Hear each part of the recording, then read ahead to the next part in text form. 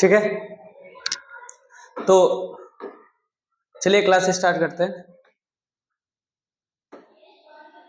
तो हमारे पास ये क्वेश्चन आपके पास हो गया है आकार, जैसे कि आपके मानक टूल के अनुसार आपके पास है। इस मानक टूल के अनुसार आप एमएस वर्ड पे जाते हैं यहाँ पे, ठीक है ना। एमएस वर्ड के पास जाते हैं, इस तरीके से इंसर्ट ऑप्शन पे जाते हैं यहाँ पे, और यहाँ पे कह रहा है कि आप इस तरीके से आपके पास कर्सर लेके जाइएगा यहाँ पे। तो क्या होता है, ये इस तरीके से क्या मिलेगा, ये टेबल इस तरीके से मिलेगा। तो यही आपके पास क्वेश्चन आ रहा है कि आप माउस ले जाते तो सेल में आकार में बदल जाता है, सेल के आकार में बदल रहा है कि नहीं बदल रहा है, तो सेल के आकार में वो बदल जाता है, ठीक है ना। अब यहाँ पे आता है, देखिए एमएस पावर पॉइंट में गलत पूर्व निर्धारित टेक्स्ट दिशा की पहचान करें।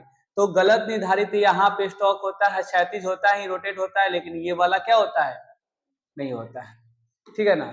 उसके बाद आपके पास आगे यहाँ पे देखिए, यहाँ पे सबसे पहले आता है यहाँ पे कि सबसे पहले आपके पास यहाँ दिखाई देगा कि निम्नलिखित में से किस सॉफ्टवेयर माना जाता है, किसे सॉफ्टवेयर माना जा सकता है।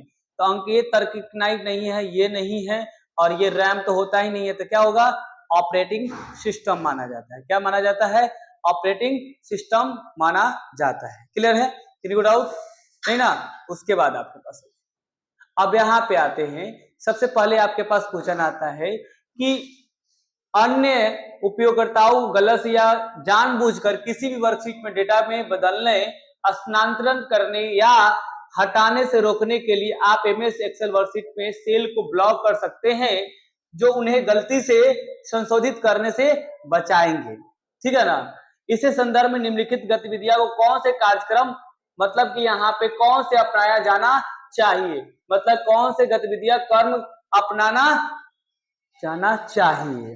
तो भाई मेरे पहले भी बताया कि किसी भी सेल को आपको लॉक करना, नहीं बदलने देना है, सिर्फ उसको दिखाना है। तो इसके लिए हमें क्या करना पड़ता है, इसके लिए हमें यहाँ पे पहले वर्कशीट को पासवर्ड के साथ या उसके बिना सुरक्षित, या फिर उसे सेल को लॉक खोले दूसरे को संपादित नहीं कर सकता। मतलब लॉक आपके पास होगा, जब तक आपको कोई सेल को लॉक नहीं करेंगे जब तक आपके पास नहीं होगा। मतलब जब तक लॉक कर देते हैं, पासवर्ड लगा दीजिएगा, तो क्या होगा, उसमें ना कोई सेल कर सकता, सिर्फ देख सकता है, उसे एडिट नहीं किया जा सकता है।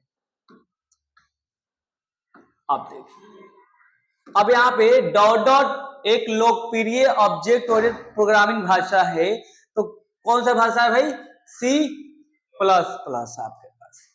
पीओपी सर्वर से संबंधित गलत कथन क्या है। पीओपी मतलब ये क्लाइंट के लिए दूसरे सर्वर पे ईमेल संग्रहित करता है, नहीं। यहाँ पे गलत पूछा जा रहा है कि इससे के द्वारा कौन सा नहीं होने वाला है। तो ये क्लाइंट के लिए दूसरे सर्वर के लिए ईमेल संग्रहित नहीं करता है, अन्यथा ये करता है, ये पोर्ट 110 पे कनेक्ट करता है, उपयोगकर्ता को ईमेल संदेश को सीधे ईमेल के सर्वर से रेफर करता है। ये तीनों काम करता है, लेकिन ये वाला काम नहीं करता है। क्लियर है, किसी डाउट, ठीक है, आगे बढ़ते हैं।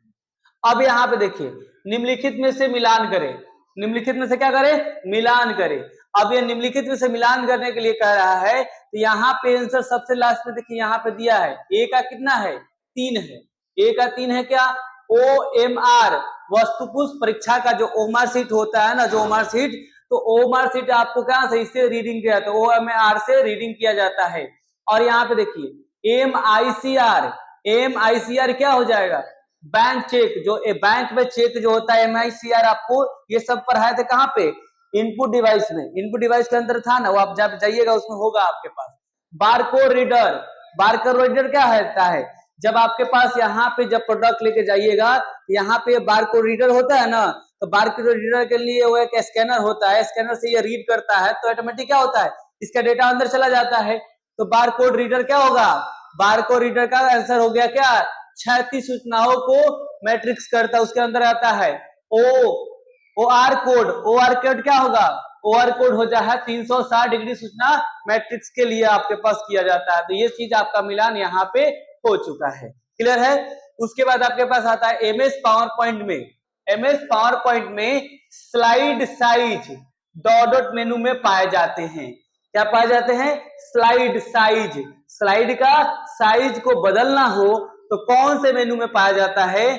तो स्लाइड डिजाइन ऑप्शन में पाया जाता है। क्यों? क्योंकि देखिए पावर पॉइंट जब हम यहाँ ओपन करेंगे, क्या करेंगे? पावर पॉइंट जब ओपन करेंगे, यहाँ पे मेरे पास पावर पॉइंट ओपन हुआ तो देखिए पावर पॉइंट में जब जाइएगा, यहाँ पे हम पावर पॉइंट लेके आते हैं, यहाँ पे देखिए ध्यान से, जब पावर पॉइंट हमने लेके आया, होम मेनू में जब गया, यहाँ पे डिजाइन में चले जाते हैं, तो डिजाइन में जब जाइएगा तो यहाँ मिलेगा क्या? Page setup. जब पेज सेटअप में जाइएगा तो यहाँ पेज सेटअप पे जब क्लिक करिएगा तो पेज सेटअप में यहाँ पे देखिए, यहाँ पे ऑप्शन दिख रहा है, यहाँ पे देखिए, यहाँ पे ऑप्शन दिख रहा है स्लाइड साइज ऑप्शन दिख रहा है ना। अब यहाँ स्लाइड साइड पे जो क्लिक करिएगा तो जो स्लाइड आप यहाँ बदलना चाहते हो, स्लाइड क्या कर सकते हैं? बदला जा सकता है। इसीलिए यहाँ पे कह रहा है कि एमएस पावर पॉइंट में स्लाइड साइज को मेनू कहाँ पाए जाते हैं? तो स्लाइड डिजाइन में पाए जाते हैं।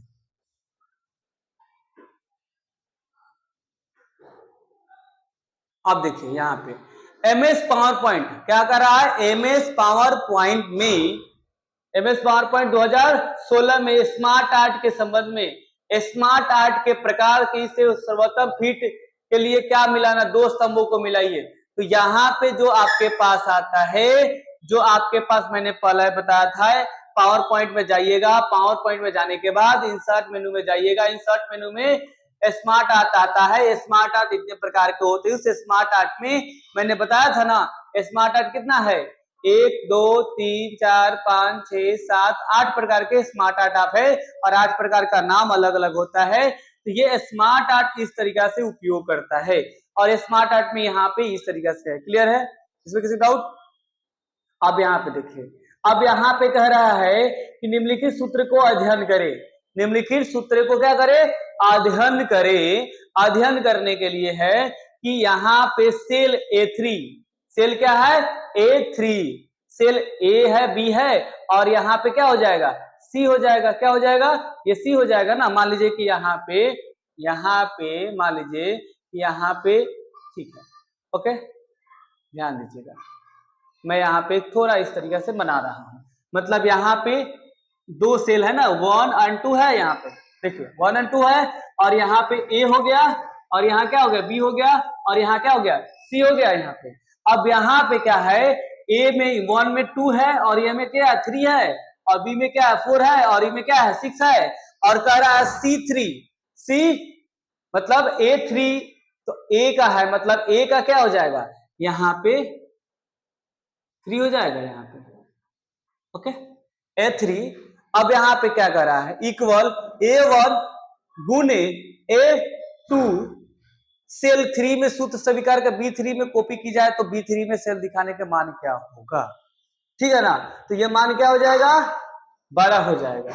अब 12 कैसे हो जाएगा? जब इसको हम लेके चलेंगे कहां पे? एक्सेल में, तब आपको ये समझ में आ पाएगा, अन्यथा नहीं आ पाएगा। ठीक है ना। अब यहाँ पे अब आता है मेल मर्ज सूची। मेल मर्ज सूची के साथ दस्तावेज को डिजाइन संयोजन करने की प्रक्रिया, ताकि सूची में प्रत्येक हिस्ट्री को लिए दस्तावेज की कई प्रति बनाने, मतलब कई प्रतियां बनाई जा सके, इसे क्या कहते हैं? डेटा स्रोत कहा जाता है। क्या कहा जाता है? डेटा स्रोत कहा जाता है। ठीक है ना। ओके, उसके बाद आगे अब यहाँ पे आता है, जब किसी भी निश्चित समय तक कोई उपयोगकर्ता गतिविधि नहीं होती तथा निजी कंप्यूटर पे एक एमिनेट छवि दिखाते हैं, जिसे डॉट कहा जाता है, स्क्रीन सेवर कहा जाता है, मतलब स्क्रीन सेवर कहा जाता है। ताकि स्क्रीन सेवर का मुख्य उद्देश्य अन्य समय छिपे, मतलब कि क्या होता है, जब आप क्या करते हो, बैकग्राउंड बदलते हो ना, उसी बैकग्राउंड के समय जब यहाँ पे आप देखिए स्क्रीन सेवर क्या होता है, जब यहाँ पे आप विंडो में जाएंगे, आप विंडो में राइट क्लिक करिएगा, क्या करिएगा? यहाँ पे राइट क्लिक करिएगा, और राइट क्लिक करने के बाद पर्सनलाइज ऑप्शन जाएगा ना, तो पर्सनलाइज ऑप्शन पे जाने के बाद यहाँ पे आपके पास अलग अलग ऑप्शन आपके पास मिलता है। ठीक है ना। यहाँ पे आपके पास इसमें नहीं आ रहा है, इसमें लॉक आ रहा है, ओके। विंडो 10 में आपके पास है ना, इस तरीके से नहीं दिखा रहा, ठीक है ना। लेकिन विंडो 7 में क्या होता है, जब कहीं जाइएगा तो यार जैसे कि हमारे पास क्या है, जैसे कि आपके मोबाइल में होता है एक स्लाइड आता है, एक स्लाइड क्या होता है जाते रहता है ना, उसी प्रकार इसमें भी सेम करना चाहते तो स्क्रीन सेवर आपका एक स्लाइड आएगा और फिर दूसरा स्लाइड क्या होगा, अपने आप चला जाता है। ओके, यहाँ पे क्लियर है, किसी को डाउट? आगे बढ़ो। अब यहाँ पे आपके पास आता है निम्नलिखित में से कौन सी तार्किक एक सूची के दो नजदीक स्थिति में दो से या दो से अधिक डिवाइसों को भी सूचना के स्थानांतरण करने के लिए उपयोग करता है। मतलब एक जगह से दूसरे जगह सूचनाओं को आदान प्रदान करने के लिए हम लोग क्या करते थे, पहले ब्लूटूथ का उपयोग करते थे। वाईफाई तो होगा नहीं, सूचना को वाईफाई के माध्यम से थोड़ी भेजते हैं, 4G होगा ही, नेट होगा ही नहीं। मतलब हम पहले हमारे पास शेयरिंग नहीं था, हमारे पास कुछ नहीं था, तो हम लोग क्या करते थे, अपने मोबाइल का ब्लूटूथ खोलते थे, उसका मोबाइल का ब्लूटूथ खोल के कनेक्ट करके हम अपने एक डेटा को दूसरे डेटा में परिवर्तन करते थे कि नहीं करते थे। उसी प्रकार से यहाँ पे भी हमारा क्या हो जाएगा, ब्लूटूथ हो जाएगा, ठीक है ना। यहाँ पे कोई डाउट? आप देखिए, अब यहाँ पे देखिए क्या है,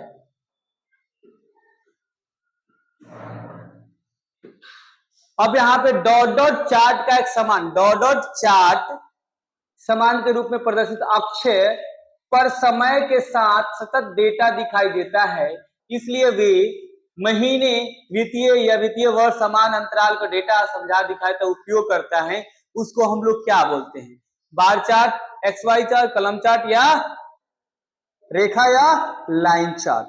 अब देखिए, अब यहाँ पे दिया गया है, यहाँ पे आपके पास न MS वर्ड न कुछ दिया है, लेकिन हमें चार्ट बनाना है, तो चार्ट बनाने के लिए यहाँ पे ऑप्शन जाते हैं ना, और अधिकतम हमारा चार्ट जो बनता है, हम मान लीजिए कि यहाँ पे एक्सेल खोलते हैं, क्लियर है। जब एक्सेल खोलते हैं तो इंसर्ट मेनू में जाएंगे, कहाँ जाएंगे, इंसर्ट मेनू में जाएंगे आप यहाँ पे, और इंसर्ट मेनू में आप जाइएगा, यहाँ पे लाइन चार्ट जाइएगा, तो यहाँ पे लाइन चार्ट आपको दिया है ना, यहाँ पे लाइन चार्ट पे जब क्लिक करिएगा तो यहाँ पे इस तरीका से आपके पास डेटा मिलता है। अब देखिए यहाँ पे इस तरीका से चार्ट आपका नहीं आ रहा है, क्योंकि नहीं आने का कारण क्या है, डेटा नहीं है।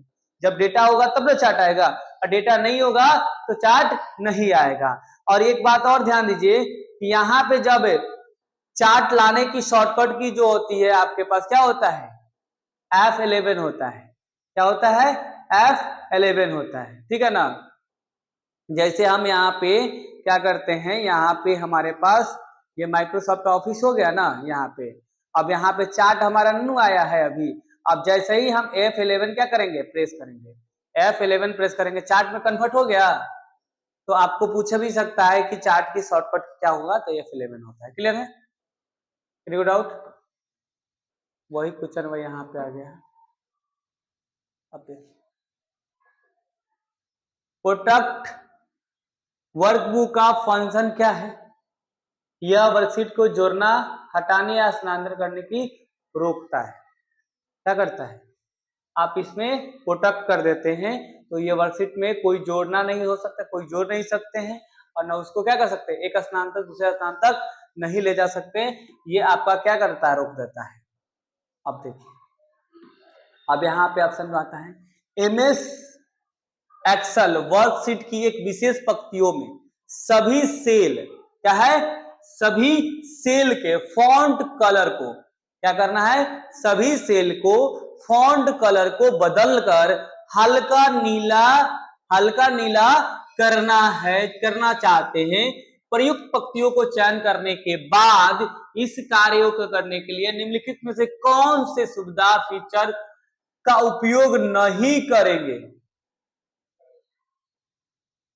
और फॉन्ट की कलर करने के लिए, फॉन्ट को कलर करने के लिए हम यहाँ पे कह रहा है कि फॉन्ट कलर को बदलकर हल्का नीला करना चाहते हैं, ठीक है। उसके बाद प्रयुक्त पंक्तियों को चयन करने के बाद इस कार्यों को करने के लिए निम्नलिखित में से कौन सी सुविधा फीचर का उपयोग नहीं करेंगे। तो देखिए, फॉन्ट कलर पे जाएंगे तो फॉन्ट कलर तो हो ही जाएगा, ये सुविधा तो है ही भाई। उसके बाद कलर स्टाइल पे जाएंगे तो कलर स्टाइल हुई, सेल स्टाइल पे जाएंगे तो सेल स्टाइल हो ही जाएगा। उसके बाद फॉर्मेट सेल में जाएंगे, फॉन्ट पे जाएंगे तो हो ही जाएगा। लेकिन फिल कलर पे जाइएगा तो फिल कलर होगा? नहीं होगा। फिल कलर का मतलब होता है यहाँ पे जब जाइएगा होम मेनू जब क्लिक करिएगा, यहाँ पे देखिए, इसको पहले हटाने दीजिए। यहाँ पे एक्सेल हम अपने ओपन फिर से करते हैं, यहाँ पे देखिए, ठीक है ना। अब यहाँ पे कुछ लिख लेंगे। अब यहाँ पे देखिए, जब यहाँ पे जाइएगा तो आपके पास यहाँ टेक्स्ट कलर करना हो तो यहाँ पे हम कुछ भी करेंगे ना यहाँ पे, और इसको सेलेक्ट कर लेंगे। यहाँ पे क्या करेंगे, सेलेक्ट कर लेंगे। यहाँ पे क्या करेंगे, सेलेक्ट कर लेंगे यहाँ पे, और यहाँ पे जाइएगा तो ये फिल कलर हो जाएगा। और यहाँ पे जाइएगा, फिर से यहाँ पे जाइएगा, स्टाइल में जाइएगा तो स्टाइलों में जाइएगा तो कलर हो जाएगा। देखिए कलर हो गया। लेकिन यहीं पे आप यहीं पे फिल वाला कलर पे यहाँ पे जाइएगा, फिल कलर, या यहाँ पे आपके पास फिल कलर पे जाइएगा तो आपको क्या होगा, कलर होगा। फिल कलर करने का मतलब ये फिल कलर जैसे ही करेंगे तो ये टेक्स्ट को कलर नहीं करता है, बैकग्राउंड को कलर करता है। क्या करता है, बैकग्राउंड को कलर करता है, इसलिए ये नहीं उपयोग में ला सकते हैं। क्लियर है? किसी को डाउट? यह नियंत्रित करने के लिए, मतलब 38 नंबर क्वेश्चन जो आपका कहता है, यह नियंत्रित करने के लिए कि उपयोगकर्ता आपकी वर्कबुक की संरचना के अंदर वर्कशीट के साथ किसी तरह से कार्य करे, इसलिए निम्नलिखित में किस विकल्प का उपयोग कर सकते हैं? तो वर्कबुक स्तर की सुरक्षा। ओके, अब देखिए निम्नलिखित में कौन सा अनुप्रयोग एप्लीकेशन सॉफ्टवेयर का उदाहरण नहीं है? तो यह आपका क्या है, माइक्रोसॉफ्ट ऑफिस है कि नहीं है? ये भी है, ये भी है, लेकिन ये नहीं है। ठीक है ना। उसके बाद आपके पास आता है कि यहाँ पे आपके पास इस उपयोग संयोजन की पहचान करें जो ब्रॉड मतलब ब्रॉडबैंड की उपयोग नहीं करता है। तो मैंने पहले भी बताया था, डीएसएल ऑफ जो ब्रॉडबैंड की कनेक्शन नहीं करता है। क्लियर है? किसी को डाउट? तो जो हमारे पास 20 क्वेश्चन अभी बच रहा है 41 के बाद, जो 20 क्वेश्चन बच रहा है, तो कल के क्लासेस में हम लोग क्या करेंगे, चर्चा करेंगे। और आप लोग का काम एक रहा कि जो पहले से प्रीवियस ईयर का वीडियो जो दिया गया वो देख लीजिए, और जो प्रीवियस ईयर का क्वेश्चन भी दिया गया है वो क्वेश्चन भी देख लीजिए, एंड आपके पास जो टेस्ट दिया गया वो टेस्ट को भी कंप्लीट किया कर लीजिए। क्लियर है? तो सब कुछ आप लोगों को आपके ऐप में दे दी गई है, जो ऐप आपके पास अवेलेबल है उस ऐप में दे दिया गया है। ठीक है।